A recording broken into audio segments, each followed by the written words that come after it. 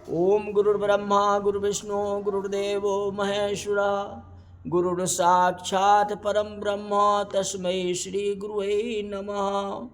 नारायणं नमस्कृतं नरं चैव नरोत्तमः देवीं सरस्वती व्यासो ततो जयमुदीरयेत्। सरस्वती का आवाहन भागवत में। सरस्वती ज्ञान की शक्ति है। माता सरस्वती का वंदन करने के लिए कहा गया है। कोई भी कार्य करो तो पहले सरस्वती की वंदना करो। माँ कृपा करो। ज्ञान को ठिकाना लगाना बहुत कठिन है। ज्ञान को टिकाना ये सरस्वती के ऊपर निर्भर है। जब तक सरस्वती जिह्वा पर नहीं बैठेगी तब तक कथा अच्छी हो ही नहीं सकती।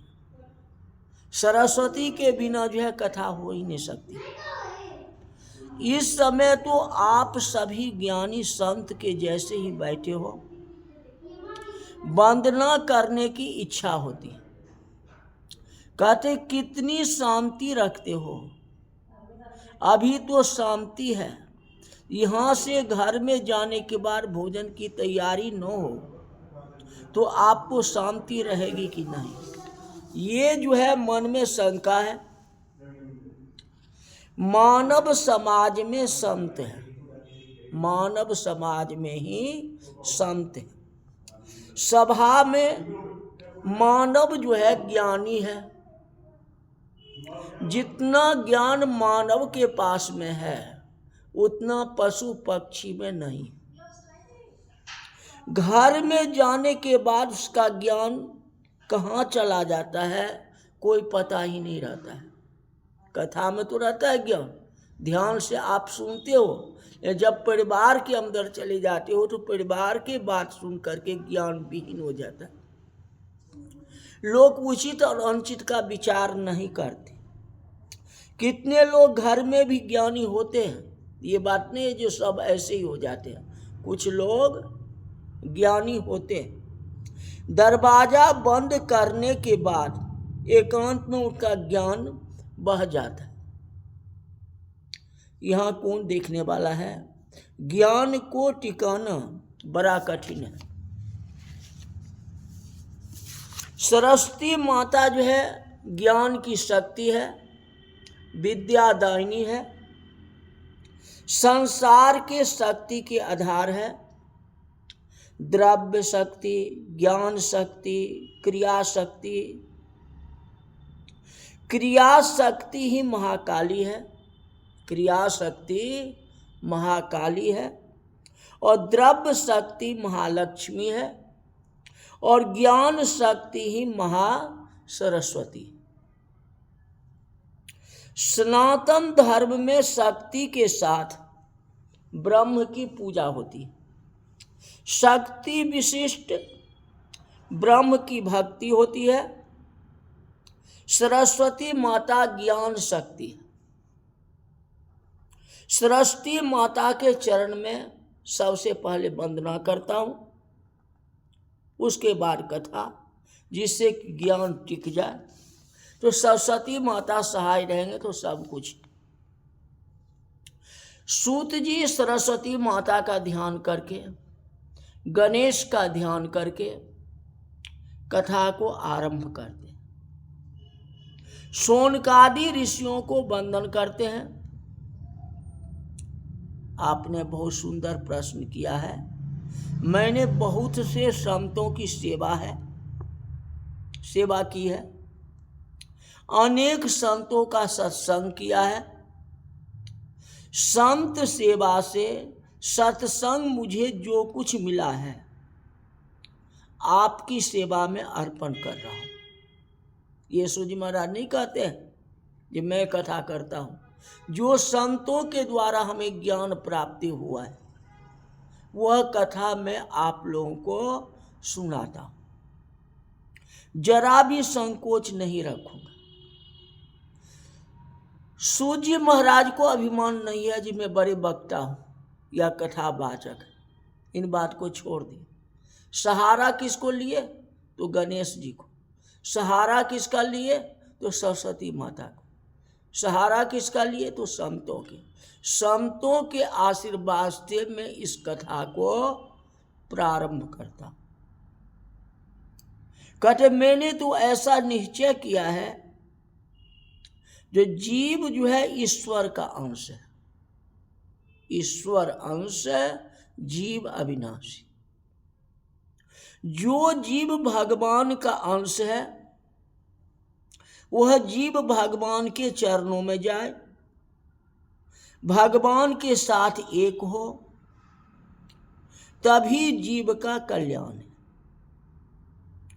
जीव किसी जीव का अंश नहीं होता है, परमात्मा का अंश होता है। ईश्वर अंश, जीव अविनाशी। जीव जगत का अंश नहीं है। जीव ईश्वर का अंश है। जन्म से कोई पति नहीं है, जन्म से कोई पिता नहीं है, जन्म से कोई पत्नी नहीं है। पिता पुत्र का संबंध, पति पत्नी का संबंध व्यवहार के दृष्टि से सत्य है। तत्व दृष्टि से विचार करने पर यह सत्य नहीं है। जीव ईश्वर का अंश है और जीव ईश्वर से अलग हुआ है। जीव जब तक भगवान के चरणों में न जाए, प्रभु न मिले, भगवान के साथ एक न हो, तब तक जीव का कल्याण नहीं। कई लोग शंका करते हैं, जो जीव ईश्वर का अंश है तो ईश्वर से अलग क्यों हुआ? कब से अलग हुआ? यह प्रश्न थोड़ा ऐसा है। भगवान समझाते हैं कि सभी बुद्धि कबूल करती है। ये सभी बातें बुद्धि कबूल करती। जीव ईश्वर से अलग क्यों हुआ है और कब से अलग हुआ है? विचार मत करो, इसमें शंका समाधान करने की कोई जरूरत नहीं। आपको भगवान की भक्ति करनी है। हंस दूध और पानी दोनों मिला रहता है, वह दूध को पी जाता है, भेदभाव को नहीं देखता।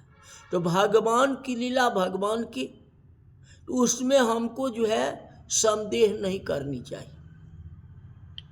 कोई रोग होने के बाद वह रोग मुझे क्यों हुआ, कब से हुआ, यह विचार करने से क्या लाभ होगा? उसकी दवा करनी है ना, और उसका विचार क्या करते हो? रोग होने के बाद तो दवा लेनी चाहिए, दवा की व्यवस्था करनी चाहिए। एक भाई ऐसे थे जो अपने कपड़ों की बहुत चिंता रखते थे। मेरे कपड़े बिगड़े नहीं, इसका बहुत ध्यान रखते थे। एक दिन ऐसा हुआ कि घर में आने के बाद उन्होंने देखा कि धोती में दाग लग गया। वे सोचने लगे ये दाग क्यों लगा, दाग कहाँ से लगा, कब से लगा, ये सोचने लगा। अब सोचने से क्या लाभ है? वे सज्जन अपने को बड़ा सियाना समझते थे, सभी के यहाँ पूछने के लिए जाते थे, मैं आपके घर में आया, क्या यह दाग लगा था? एक सज्जन ने कहा, ये सब बातें काहे को करते हो? मेरे घर में दाग लगा हो या किसी दूसरे के घर में लगा हो, साबुन लगाओ, इसको स्वच्छ हो जाएगा, मतलब साफ हो जाएगा।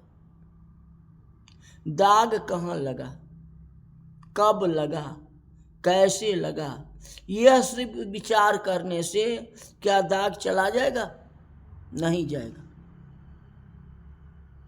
रोग होने के बाद सब कुछ विचार को छोड़ दो, पथ के साथ दबा लेनी चाहिए। जीव को भगवान का वियोग हुआ है, अब यह वियोग कब हुआ, कैसे हुआ, इस विचार को छोड़ दो।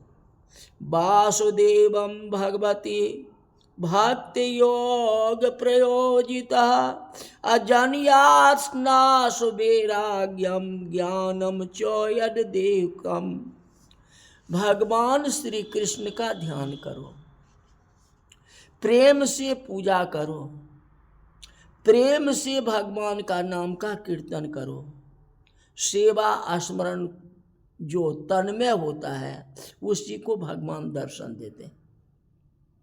भगवान की भक्ति में जो जगत को भूल जाता है, जो देह को भूलता है, उसी को देवता दर्शन होते हैं। इसलिए सब कुछ को भूल जाओ। हमें जो है भगवान की दर्शन करना है। भगवान कैसे दर्शन होंगे, भगवान मुझे कैसे अच्छे मार्ग बताएंगे, कैसे मोक्ष देंगे, इसके बारे में विचार करना चाहिए। बाद बाकी कुछ करना ही नहीं। गुण अवगुण की तरफ मत जाया करो, भगवान की भक्ति करो।